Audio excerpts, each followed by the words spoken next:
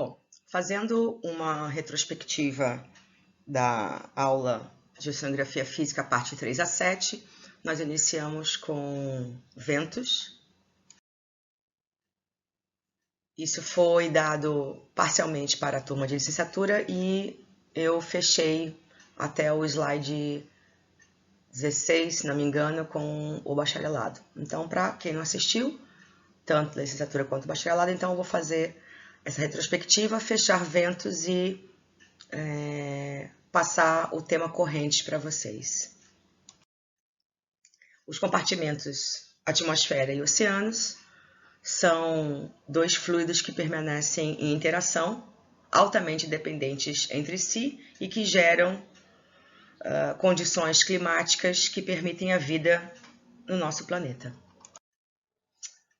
Como nós comentamos no início da aula de luz e radiação, oceanos e atmosfera recebem influência da radiação solar, que aquece tanto a atmosfera quanto a superfície do Equador. Também, devido à curvatura do planeta, nós temos recebimento de radiação solar 2 vezes maior na região do Equador do que nos polos. Isso gera uma diferença térmica, mas graças à existência dessa ligação entre atmosfera e oceanos, isso permite um equilíbrio dinâmico, onde há transferência de calor por todo o globo terrestre. Lembra desse slide que eu comentei na aula de radiação? A energia solar absorvida sob a forma de calor promove o aquecimento da atmosfera e assim gerando um sistema de circulação que vai representar a criação de ventos, frentes frias e outros fenômenos atmosféricos e climáticos, denominados de forma geral como meteorológicos. Qual é então o sentido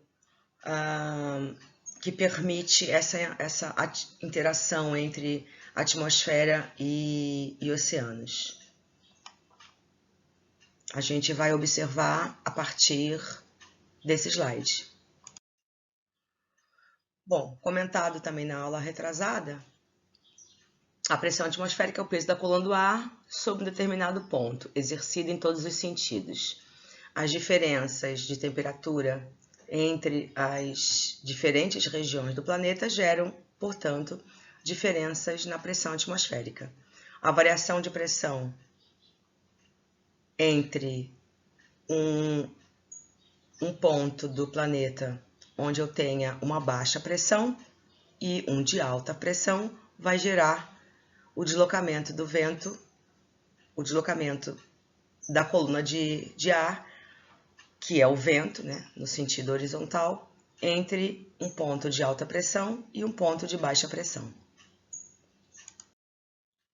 Diferenças na pressão atmosférica vão permitir que eu tenha tanto condições climáticas de tempo bom, quanto condições climáticas de tempo ruim.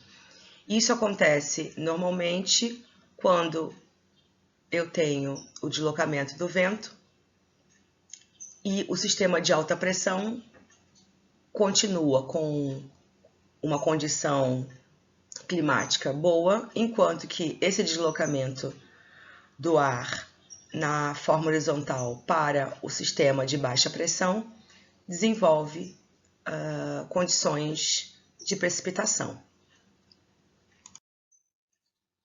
A direção de ventos se dá sempre em regiões de distinta pressão, como eu comentei na última aula, isso para ambas as turmas.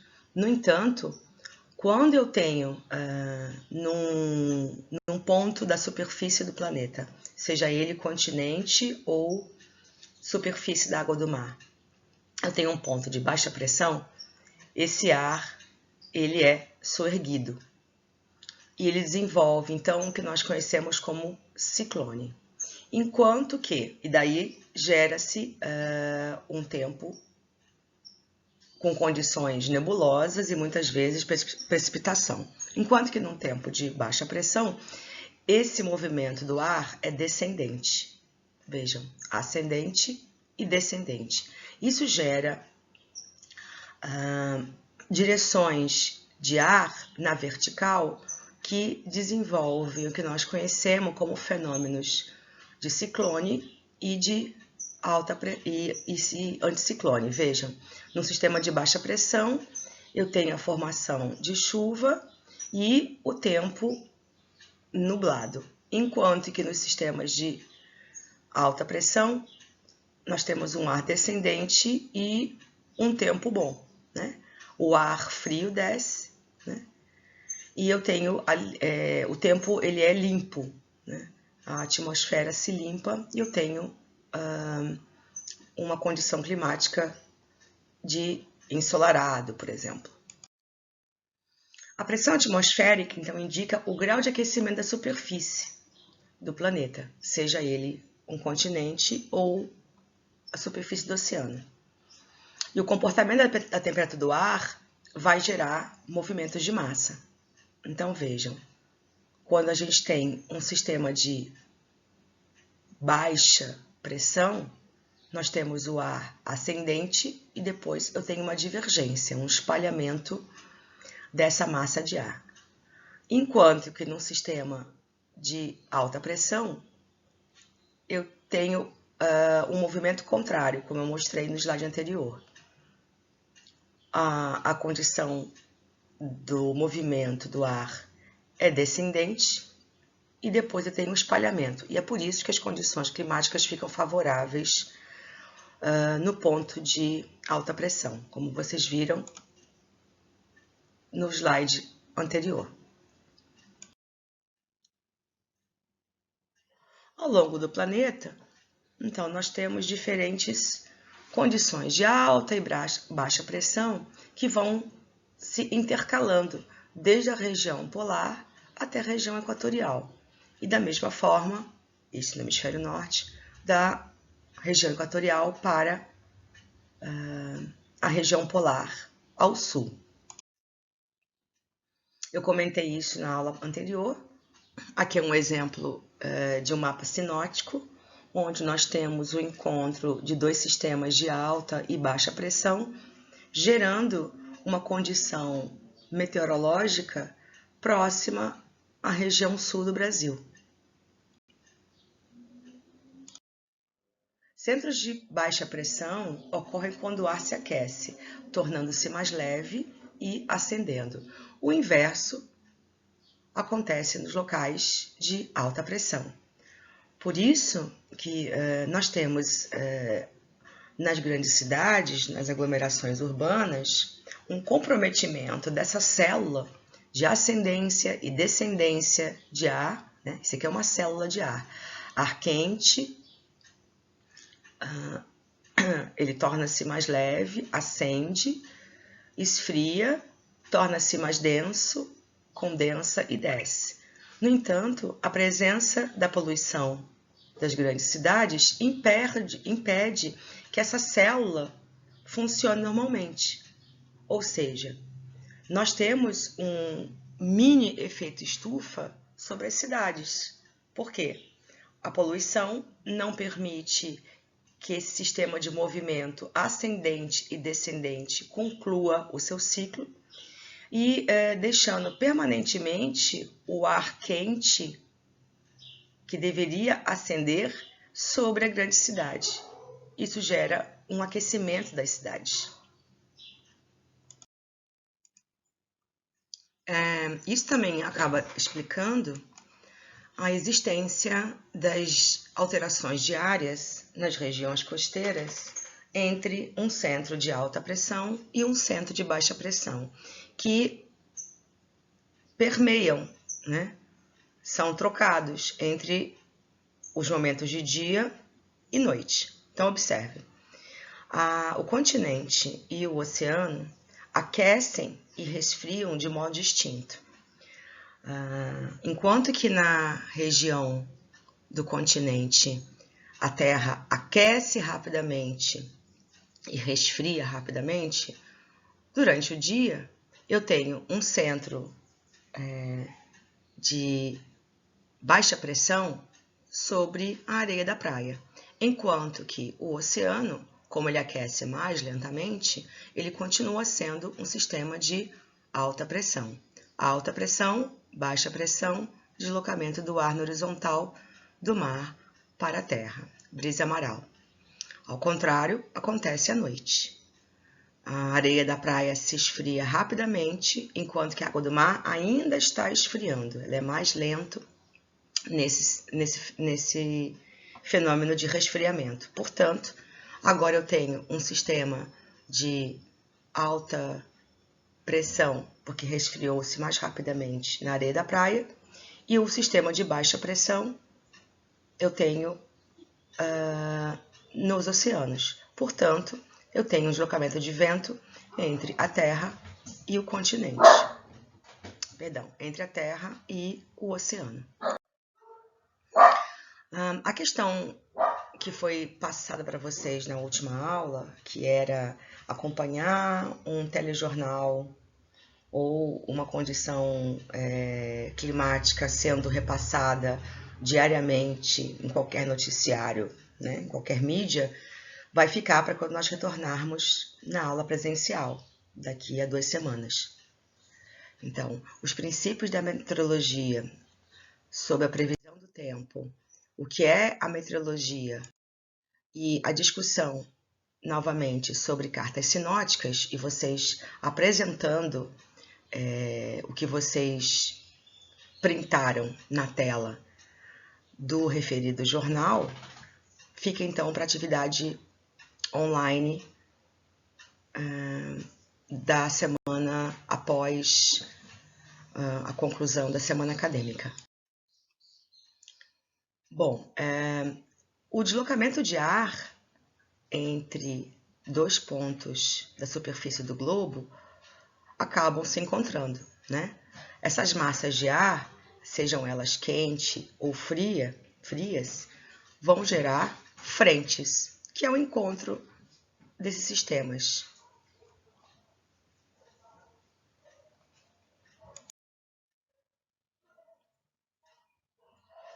Vocês também devem ter observado no noticiário que foram incumbidos de assistir, provavelmente essa imagem, apresentando, por exemplo, dependendo do dia que vocês assistiram, o deslocamento de frentes, sejam elas quentes ou frias, ao longo da superfície do planeta.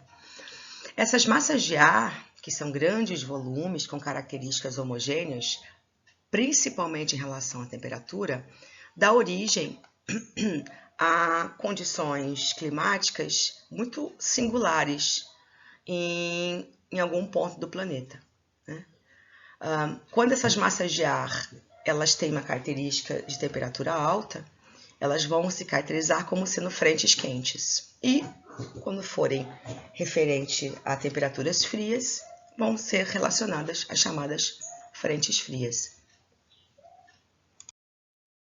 A frente fria, então, o que ela gera? A chegada de uma frente fria.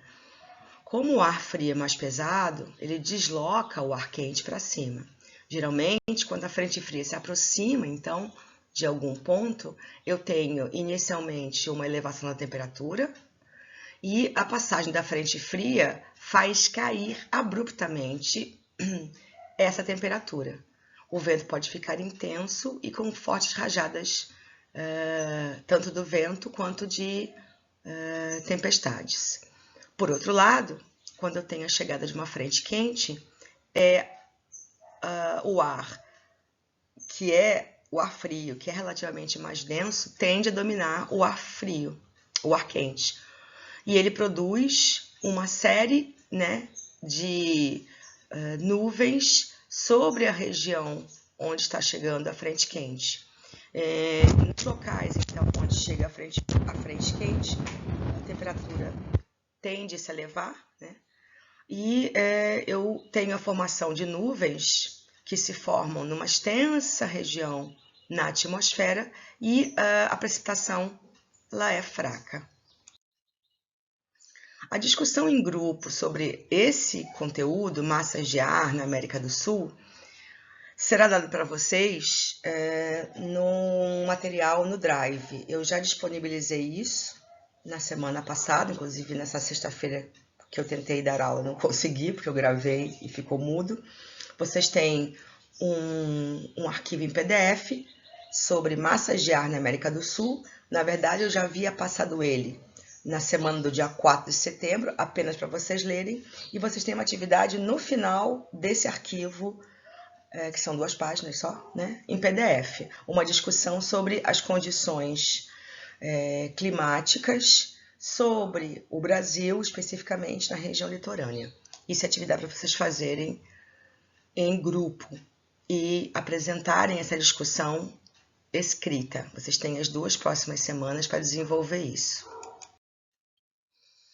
Bom, quando nós falamos lá no slide das células, né, de ar quente e ar frio sobre uma grande cidade,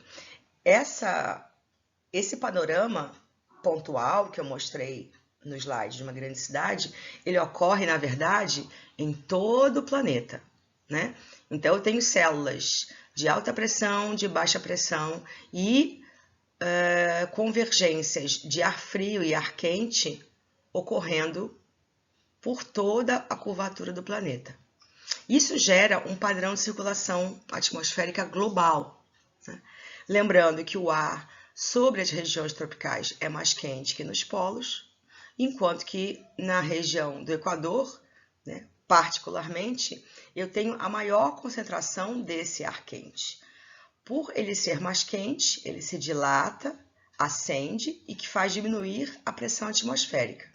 Como eu tenho um padrão de circulação de ventos ao longo da superfície, né, ele tende a se contrair e esfriar quando chega nos polos, né? Devido à curvatura do planeta, o ar se comprime. Então, é graças à existência dessa curvatura do planeta e da diferença de radiação que chega em diferentes pontos que eu tenho as modificações entre alta pressão e baixa pressão. Além desse padrão de circulação, né, que existe intercalado ao longo da curvatura do nosso planeta, a gente não pode esquecer que esse planeta tem uma curvatura e ele apresenta um fenômeno de rotação, né? O planeta ele tende a girar sobre o seu próprio eixo no sentido oeste para leste, ou seja, no sentido horário. No hemisfério norte e no hemisfério sul, embora esse movimento ocorra, nós temos que lembrar que o planeta não está centrado num eixo ortogonal, ou seja, o próprio planeta tem um grau de inclinação. Esse grau de inclinação vai fazer com que eu tenha um desvio da curvatura desses padrões de circulação para a direita, no hemisfério norte, e para a esquerda, no hemisfério sul. E isso gera células com sentidos horário e anti-horário. Esse fenômeno mostrando que os padrões de circulação atmosférica geram células de sentido horário e anti-horário, é conhecido como força de Coriolis. Vocês têm aí um slide para vocês verem com detalhe uma animação sobre o que é a força de Coriolis, e isso vai influenciar muito o padrão de ventos sobre a atmosfera do planeta. Quem descobriu esse efeito foi um engenheiro físico francês chamado Gustave Gaspard de Coriolis, daí o nome efeito de Coriolis. Ele conseguiu determinar, por fórmulas matemáticas, um fenômeno físico, né, que é o deslocamento da trajetória de um objeto em movimento curvilíneo devido à rotação do planeta. E como é que ele descobriu isso? Na segunda metade do século XIX, a França estava em guerra E existia um problema que foi levado até aos ouvidos desse engenheiro, que também era soldado, que quando os canhões de longa distância disparavam um tiro, aqui nós temos uma distância de mais de 2 km, né? 2,5 km, ou seja, 2.400 metros, a trajetória que a bala percorria até o alvo não era retilínea. Ela tinha uma certa curvatura, um certo deslocamento para a direita. O Coriolis, então, conseguiu determinar que o que fazia o desvio dos tiros era justamente o efeito da rotação do planeta. Então, nós sabemos hoje que as trajetórias das massas de ar, elas deslocam-se em sentidos horários e anti-horários no hemisfério norte e sul, graças ao efeito de Coriolis. Observem a direção dos ventos nos centros de alta e baixa pressão entre os hemisférios. Isso eu apresentei naquele slide anterior. A gente já sabe que ao longo da curvatura eu tenho mudanças de ambientes com sistemas de alta e baixa pressão que se intercalam ao longo do planeta. E olhem como eu tenho essas células de alta e baixa pressão com trajetórias distintas, de sentido horário e sentido anti-horário. E por que isso? Isso acaba sendo devido à existência, né, por exemplo, de fenômenos atmosféricos conhecidos como ciclones e anticiclones. Observem duas fotos de satélite e a observação desses fenômenos. Observem que ambos são furacão. Ora, se são furacão, mostram uma condição climática ruim, né? Todo mundo vai associar a existência de um furacão a ventos intensos, chuva, né? Grandes acúmulos de nuvem. Mas observem um furacão no hemisfério sul, como por exemplo o furacão Catarina. Olha o sentido horário esquerda para direita que eu tenho no hemisfério sul e olhe o mesmo furacão no hemisfério norte, o Katrina, no sentido anti-horário. Ele representa uma condição ruim e no hemisfério norte, então, a consequência dos fenômenos ciclone e anticiclone são inversos. Então, vejam, de qualquer forma, ciclone e anticiclone vão apresentar o quê? Vão representar no hemisfério sul um tempo ruim e no hemisfério norte um tempo ruim também, porque lá o movimento é anti-horário, da esquerda para a direita.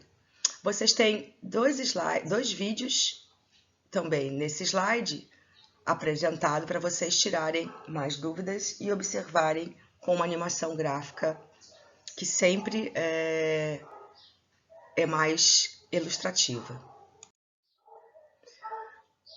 Também nesse slide eu deixei aqui para vocês observarem, são sempre slides curtos, né? Menos de 6, 7 minutos. A diferença entre furacão, tufão, ciclone ou tornado.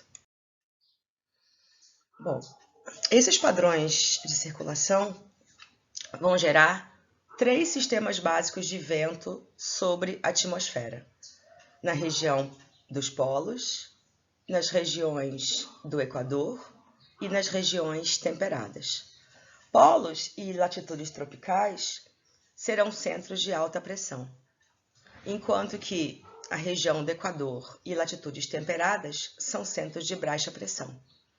Com isso, eu tenho a formação de 3 padrões de ventos, os chamados ventos alísios, que sempre correm de leste para oeste, a latitudes de 0 graus a 30, tanto para o hemisfério norte quanto para o hemisfério sul.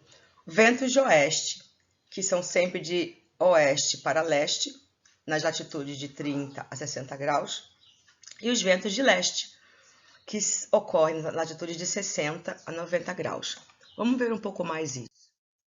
Observem, regiões equatorial, tropical, temperada e polar, hemisfério norte, hemisfério sul.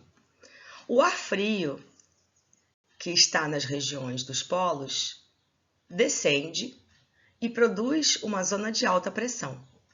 No entanto, se vocês observarem, tanto no Polo Norte quanto no Polo Sul, há um desvio da esquerda para a direita, né? No hemisfério norte e da esquerda e da direita para a esquerda no hemisfério sul. Assim, os ventos polares, independente se estão na esquerda ou para a direita, eles vão encontrar nas latitudes de 60 a 30 graus um padrão de cinturão de ventos oposto. Então vejam, olha os ventos de leste que estão de 60 a 90 graus. Eles se esbarram com os ventos de oeste, que estão de 30 a 60 graus. Isso gera um contato entre duas frentes, uma frente de ar frio e uma frente de ar quente, um centro de baixa pressão e um centro de alta pressão. Assim, eu tenho a formação dos ventos polares que veio de leste de encontro com os ventos na latitude de 30 a 60 graus de oeste e ocasiona as frentes frias. Como nós, no sul do Brasil, né, estamos localizados próximos à latitude de 30 graus, as frentes frias polares chegam até a região sul do Brasil e tende a se dissipar e não mais ter influência com a proximidade das regiões tropicais. Por isso que, raramente, uma condição de frente fria chega ao Rio de Janeiro ou no Nordeste do Brasil. Todos os movimentos de massa de ar, sentido norte-sul ou sul-norte, são defletidos pelo já citado fenômeno de Coriolis. Aqui vocês têm os padrões de vento, leste, oeste, e observem no Equador uma diferença disso. Observem que no Equador eu tenho sempre ventos de leste para oeste, tanto de 0 a 30 graus, quanto de 0 a 30 graus hemisfério norte, como 0 a 30 graus hemisfério sul.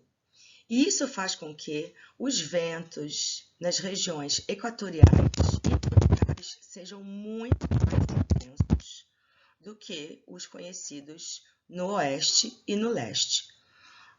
Na época das grandes navegações, mais ou menos final da Idade Média e início da Idade Moderna, nós tivemos um fenômeno na Europa que foi a conquista, né, de novos mercados consumidores. Isso foi conhecido como mercantilismo. Então, muitas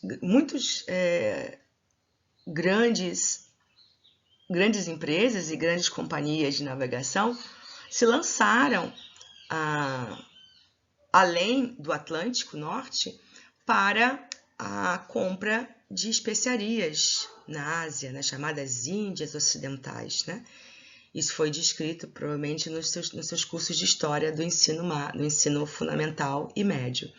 Essas grandes expedições de navegação, inicialmente a nível comercial e muitas também na Idade Moderna, foram expedições científicas, se defrontaram ao chegar nas regiões equatoriais com tempestades muito grandes. Quem não assistiu milhões de vezes Piratas do Caribe? E era muito comum vocês observarem tempestades, né? A embarcação quase naufragando quando se chegava aos mares tropicais. Isso de fato ocorreu. A gente tem uma série de naufrágios no Caribe e no Brasil, na região Nordeste, também é muito comum o mergulho e naufrágios. Por quê?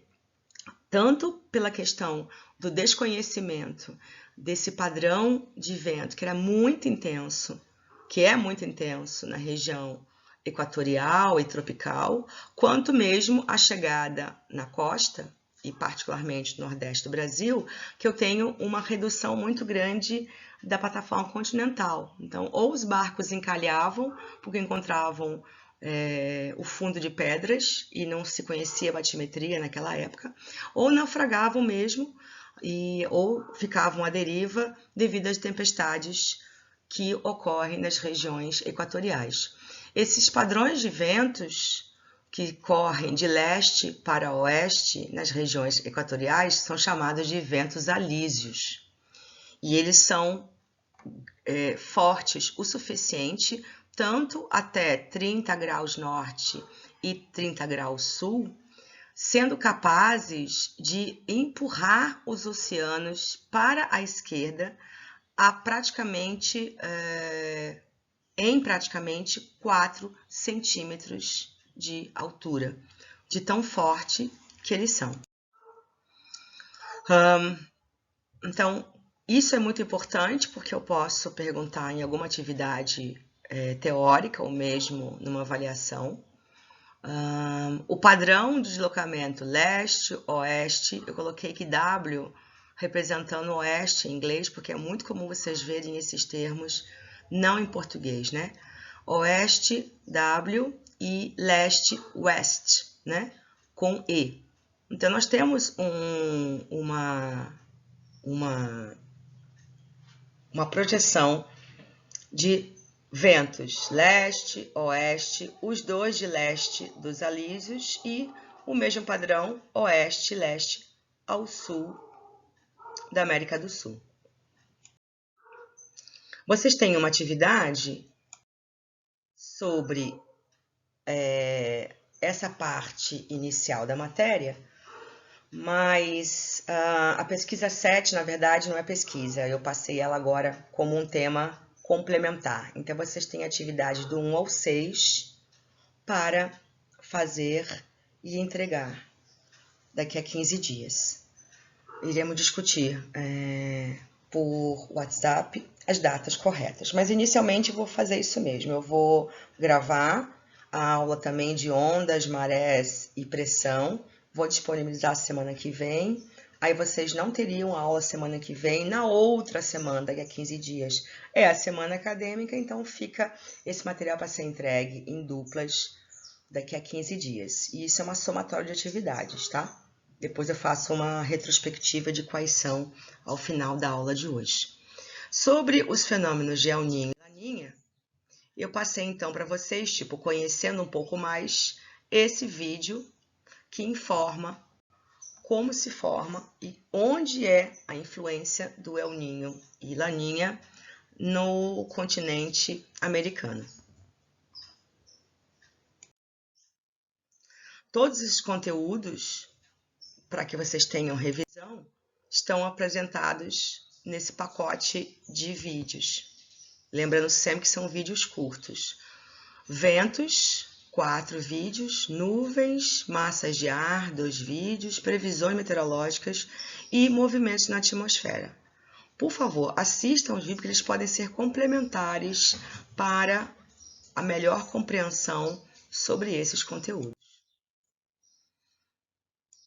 Com isso, nós terminamos a parte de ventos, que é o item 3 desse conjunto de informações de dados físicos, e entramos agora no último item da aula de hoje, que são correntes.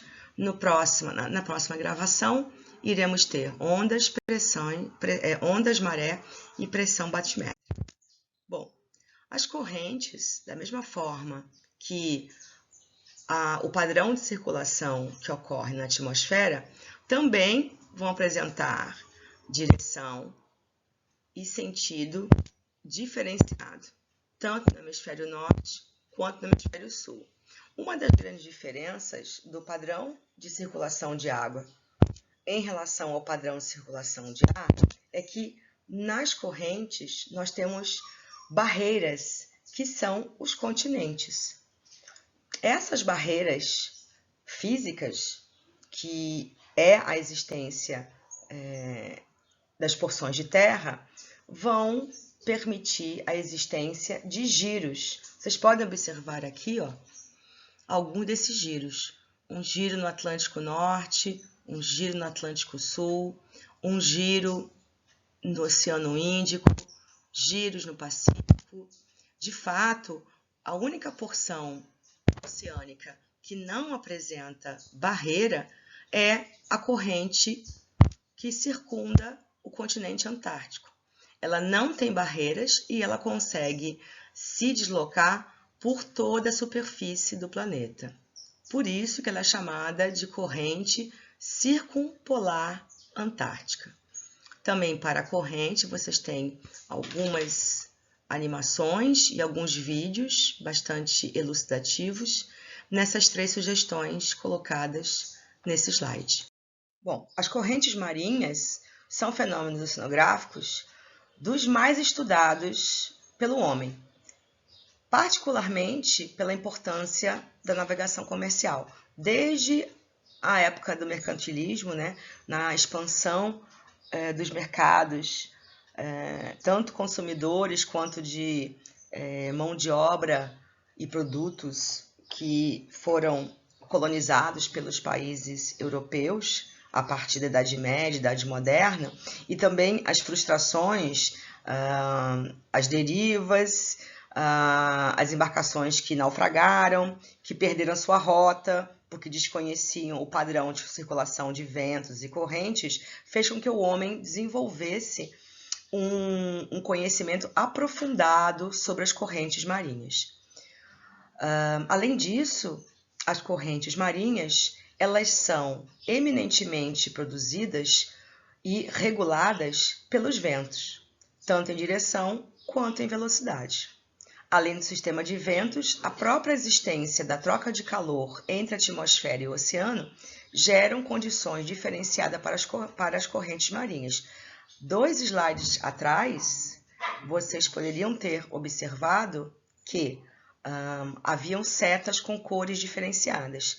Correntes quentes, em vermelho, e correntes azul, que representam as correntes frias. Correntes, então, são verdadeiros rios oceânicos, que apresentam movimento e fluxo singular, ordenados ou não em decorrência da existência da rotação do planeta, da presença de vento e de condições físico-químicas, como, por exemplo, a densidade. Isso vai fazer com que tenham massas de água com características próprias. Queremos ver nos próximos slides. Bom, nesse slide vocês têm o padrão das correntes, como vocês viram há 2 slides atrás, e aqui com um pouco mais de detalhe, indicando os giros. Vamos observar novamente, a corrente circumpolar antártica, como eu comentei anteriormente. Vamos nos deter sobre o Oceano Atlântico e, em particular, no Atlântico Sul.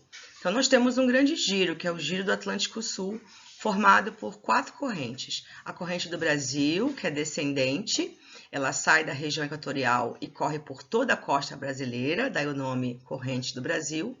Ela se encontra ao sul da América do Sul, com a corrente sul-atlântica, ou Atlântico Sul, e aí eu tenho um desvio dessa corrente para oeste, e novamente, próximo ao sul do continente africano, a corrente sul-atlântica se desvia para norte, tornando-se a corrente de Benguela, ou Bengala. Próximo ao Equador, essa corrente novamente muda de sentido, de direção, torna-se a corrente sul-equador e, ao descer ao longo da costa do Brasil, torna-se a corrente do Brasil. Isso forma o giro do Atlântico Sul.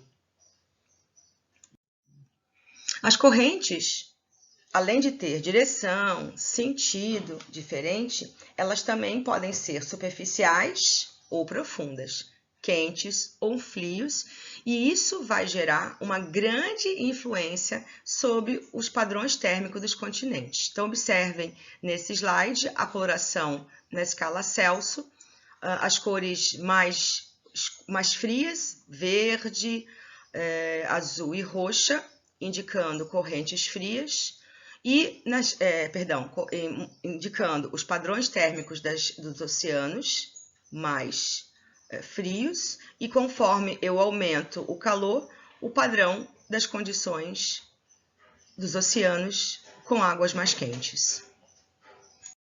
Os ventos vão influenciar essa direção e o sentido das correntes ao longo da superfície do planeta.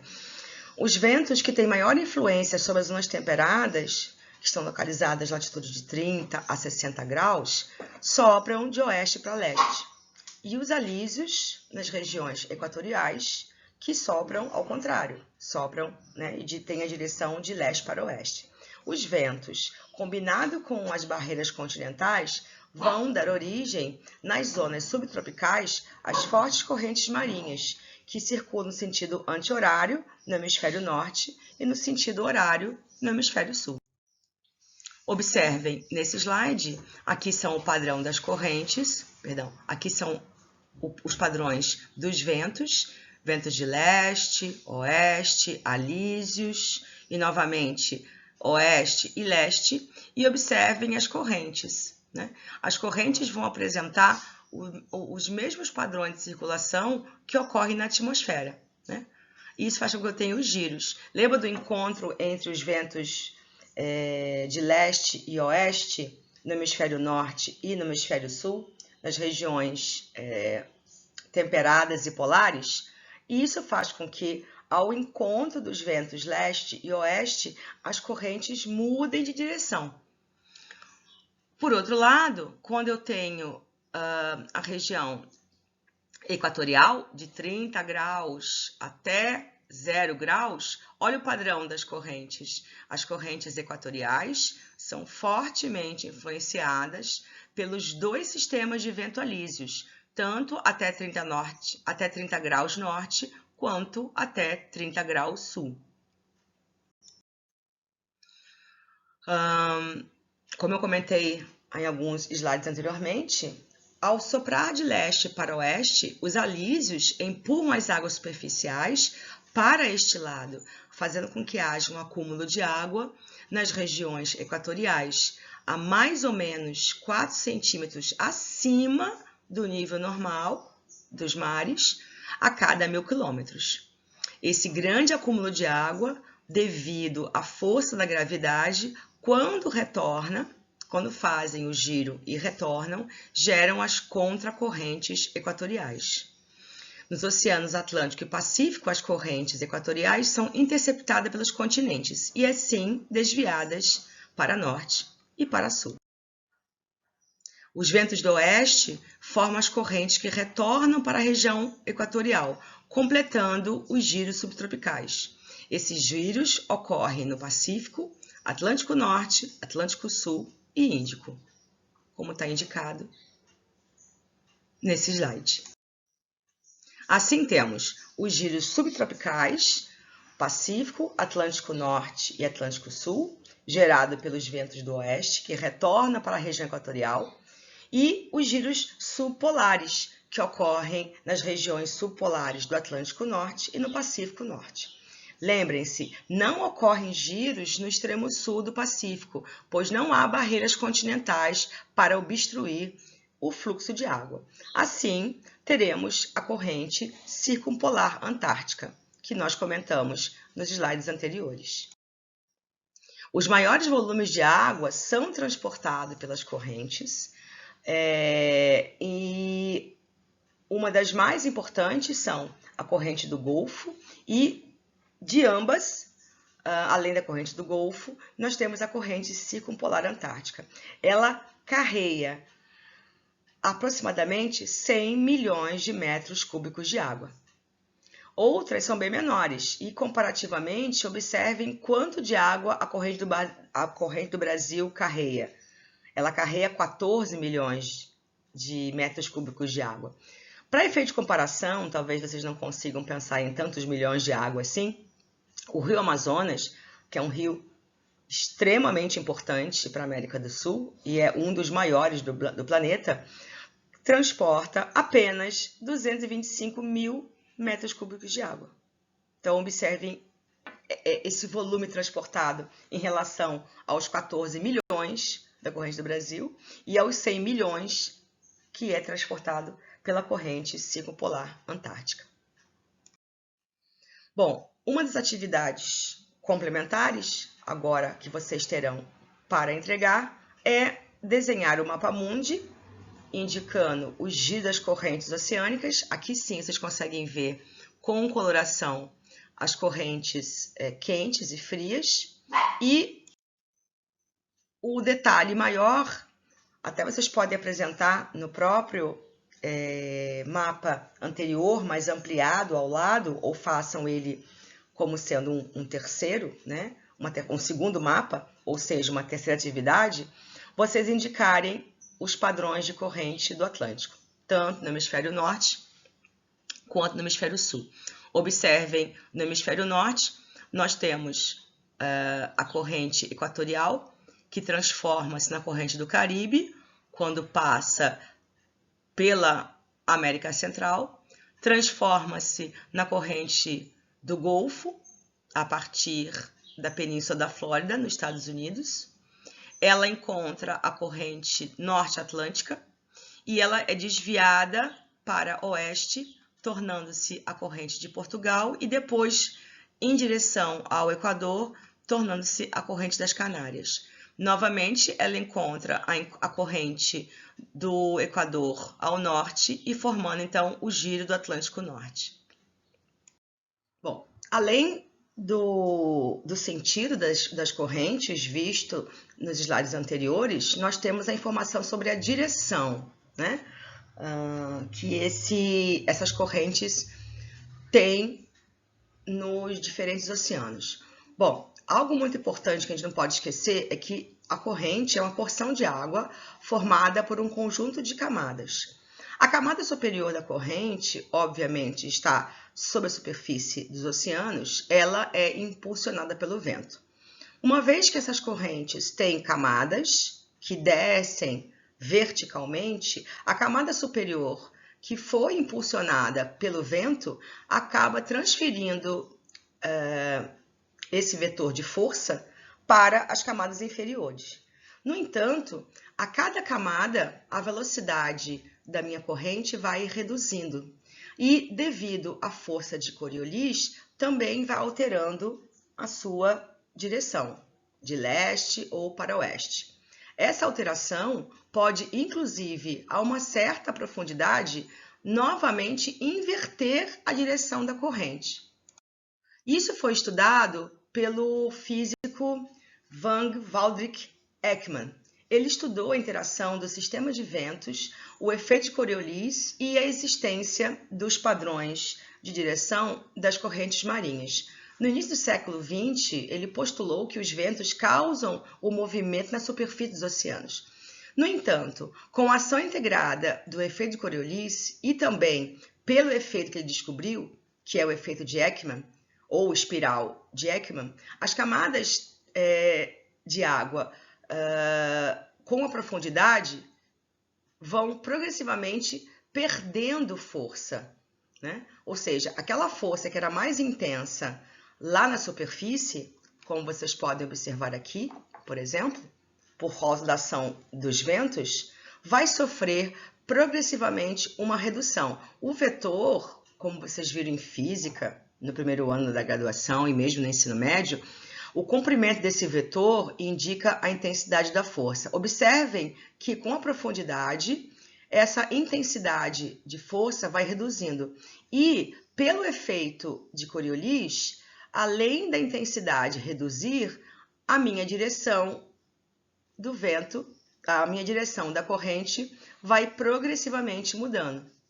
Então, normalmente, se você pensa num transporte de energia vinda do vento sobre a camada superficial da corrente, em associação ao efeito da redução da intensidade da força do vento com a profundidade e com o efeito de Coriolis, eu tenho que, a uma certa profundidade, uma corrente que na superfície tinha uma direção, por exemplo, de leste para oeste, pode, com a profundidade, inverter a sua orientação. Isso é chamado de espiral de Ekman. Vejam com detalhe aqui. Então, normalmente, uma corrente à superfície apresentava uma angulação e, com a profundidade, ela pode alterar em 45 e até mesmo 90 graus a sua direção, fazendo com que eu tenha, por exemplo, a formação dos giros, que ocorrem tanto na superfície quanto na profundidade.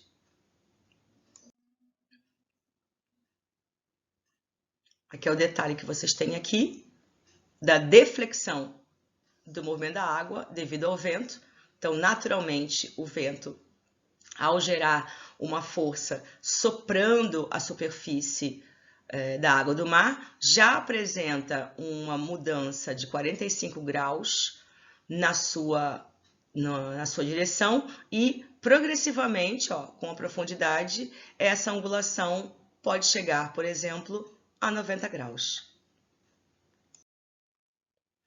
Bom, as correntes, elas podem apresentar direções diferenciadas, particularmente quando a gente pensa próximo aos continentes. As correntes próximas aos continentes são chamadas de correntes litorâneas, né? Eu tenho dois tipos de correntes litorâneas, as correntes longitudinais e as correntes perpendiculares. As correntes longitudinais são chamadas de longshores.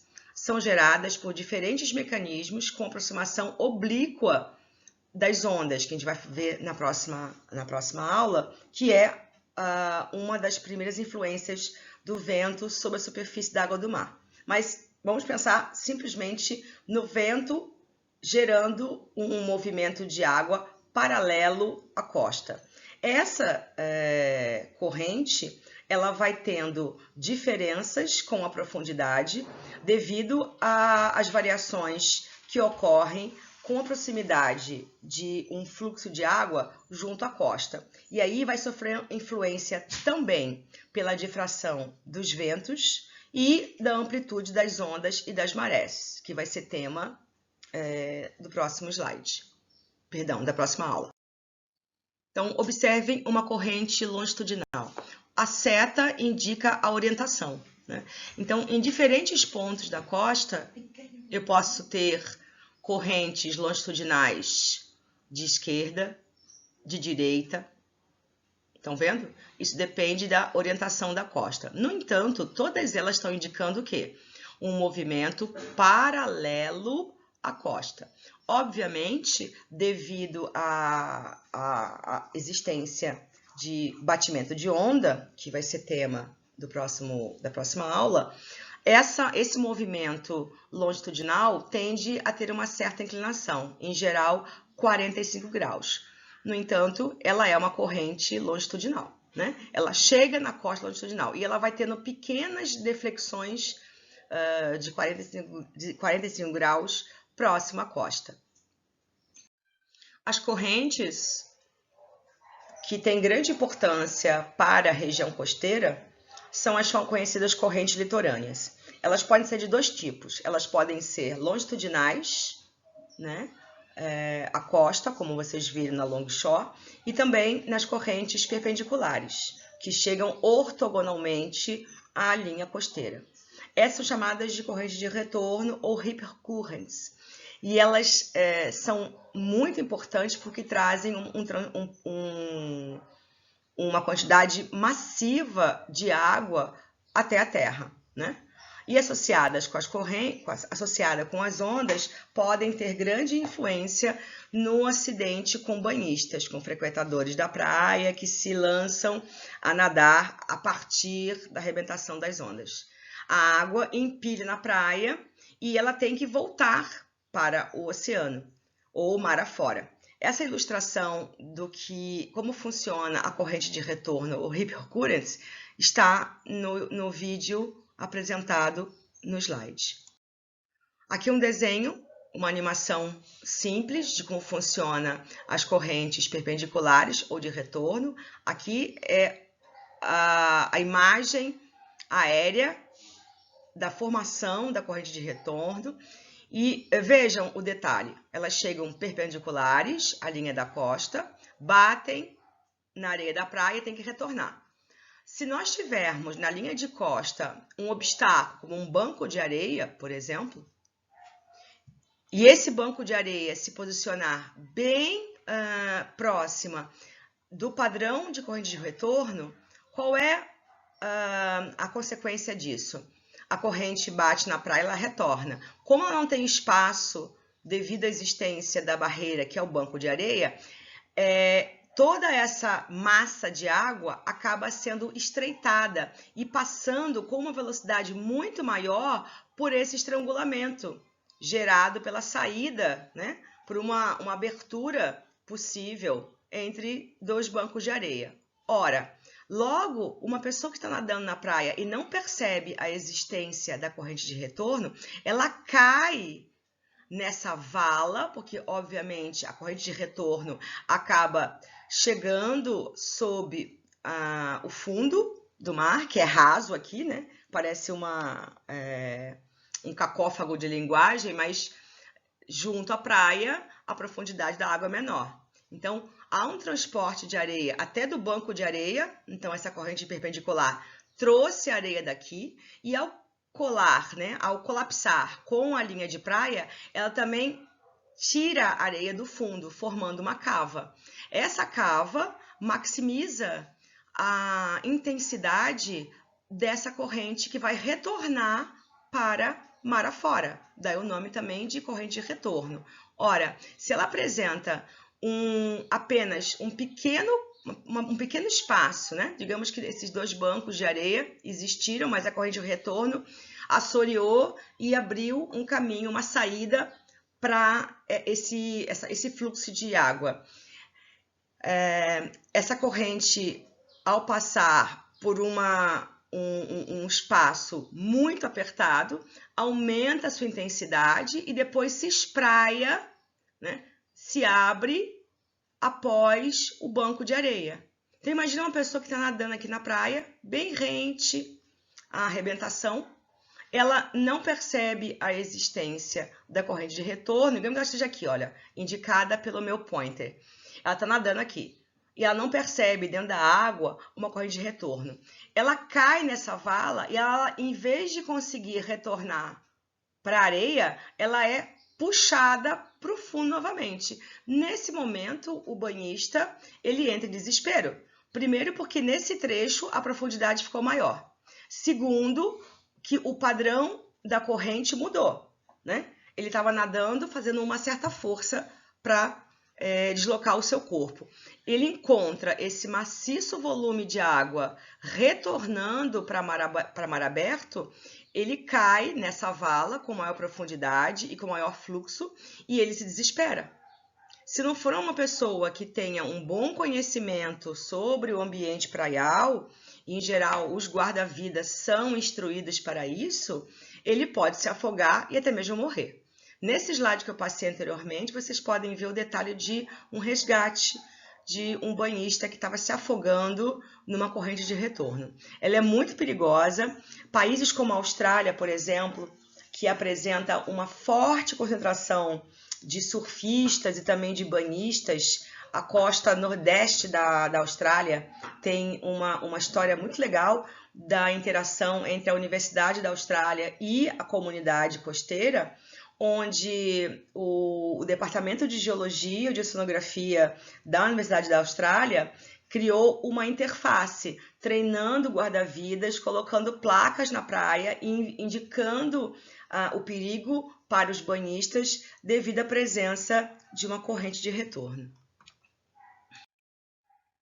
Bom, ainda falando sobre as correntes, mas agora entrando em detalhe não simplesmente no sentido ou direção das correntes, mas sim nas características físico-químicas dessas lâminas de água, né, que são transportadas pelo vento ou pela ação, né, do transporte via efeito de Ekman. O conceito de massa d'água tem a mesma origem quando comparamos com o conceito de massas de ar, que apresentam características próprias.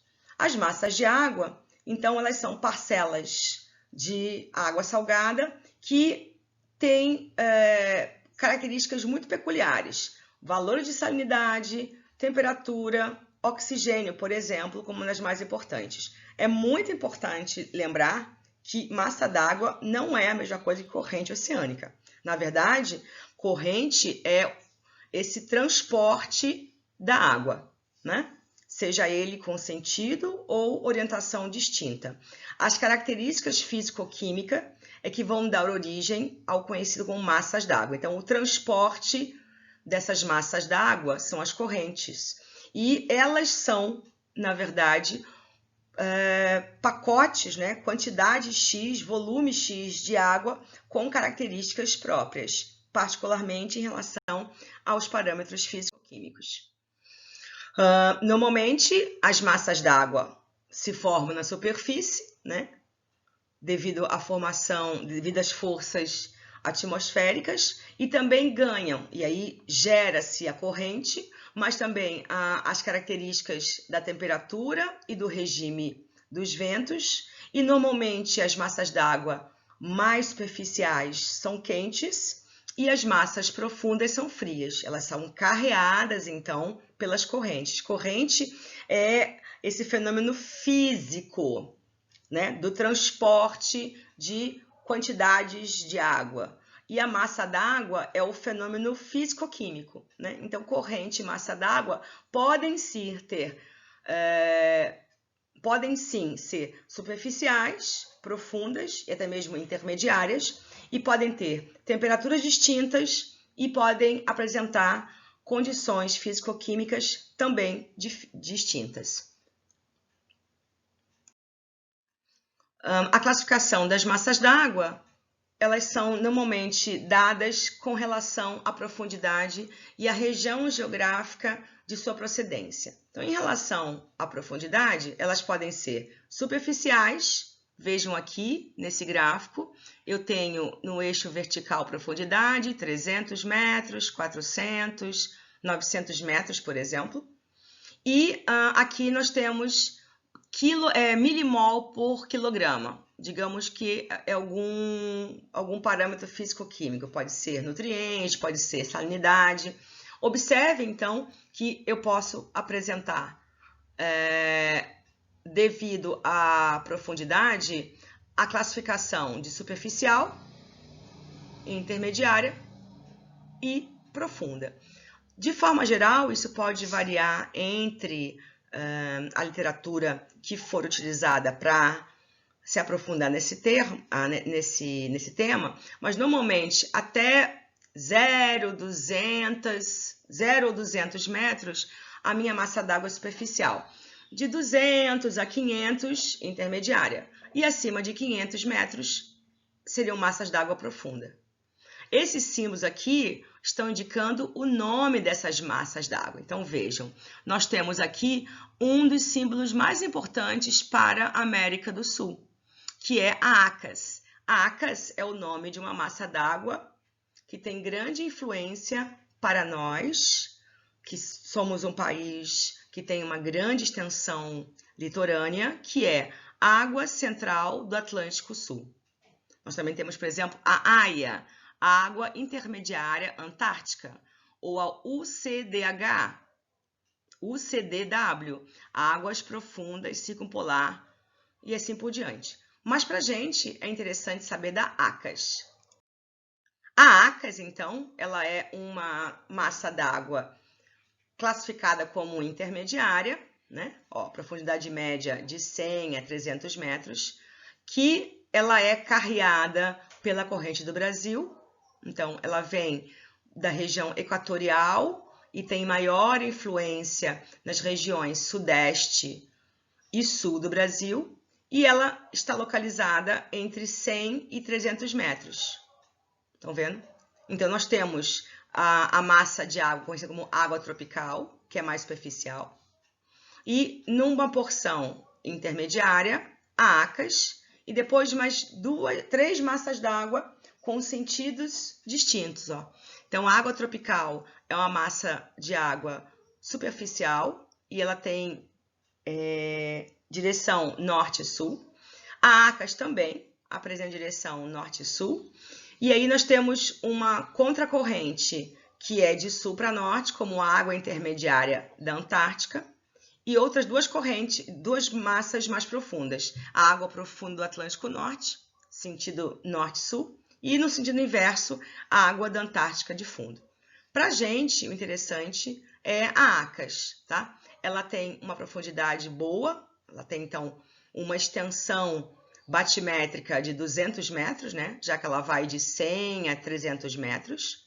A sua salinidade e a sua temperatura gera condições espetaculares para a produção de pescado na região costeira sudeste e sul do Brasil. Daí a sua grande importância oceanográfica para a frota pesqueira nacional. Um outro fenômeno interessante de se comentar, e vocês têm aí dois slides, dois vídeos do YouTube para vocês terem uma noção mais realista do fenômeno, é o conhecido como ressurgência.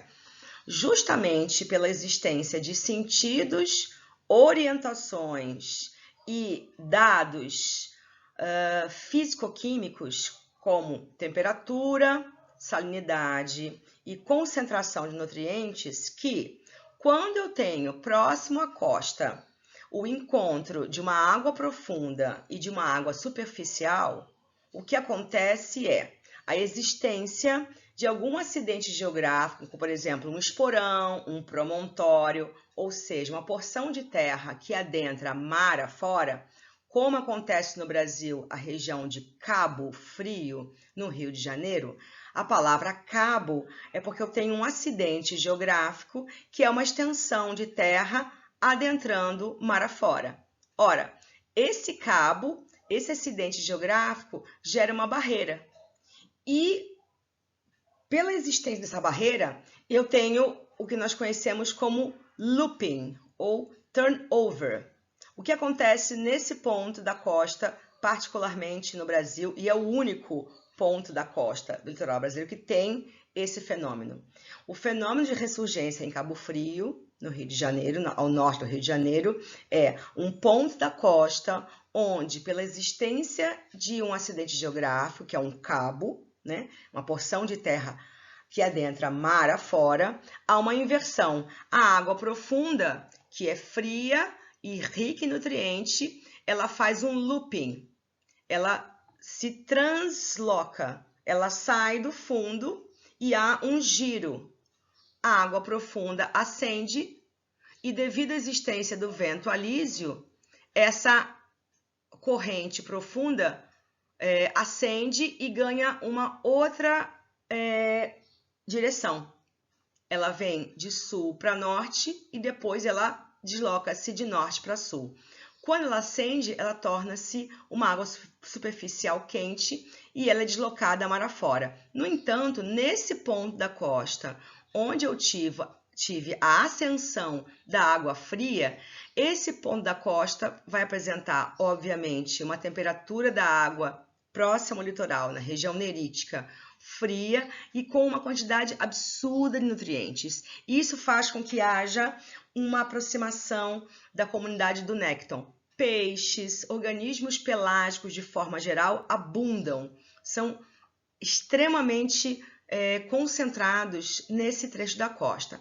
Isso faz com que eu tenha uma imensa produção de pescado na região de Cabo Frio. Então, além da região de Cabo Frio e Arraial do Cabo, são dois municípios muito próximos, ser um atratismo turístico, e um dos mecanismos que aumentou a atração turística, não simplesmente pela paisagem, que é belíssima, pelas águas que têm uma temperatura diferenciada, são mais frias do que outros pontos da costa do Brasil, tem grande produção de pescado. Então, a cultura gastronômica na região de Cabo Frio é muito intensa.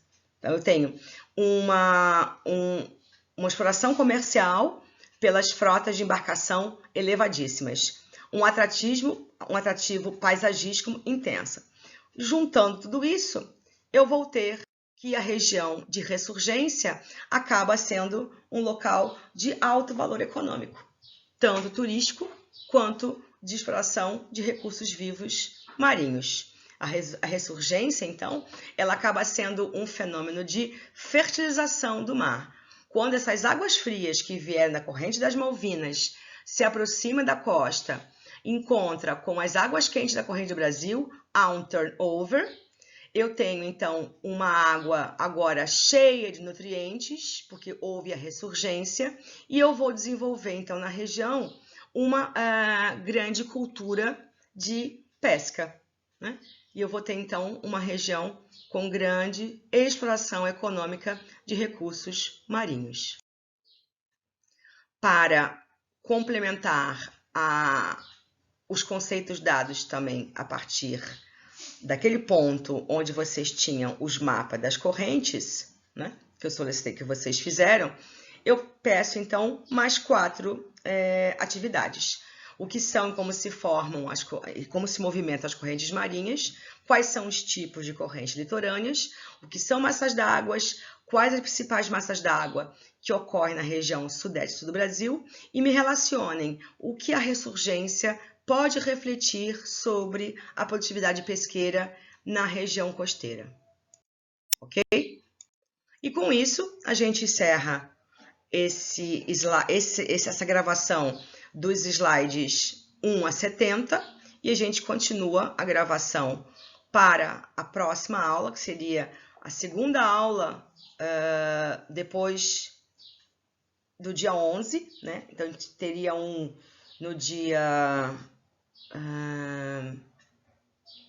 deixa eu me lembrar, 19, 18, e depois mais uma outra aula que seria no dia 1º, que já seria a nossa semana acadêmica. Então, eu vou fazer a gravação das aulas da aula referente aos temas onda, marés e pressão batimétrica, e a gente encerra oceanografia física com essas 2 gravações, ok?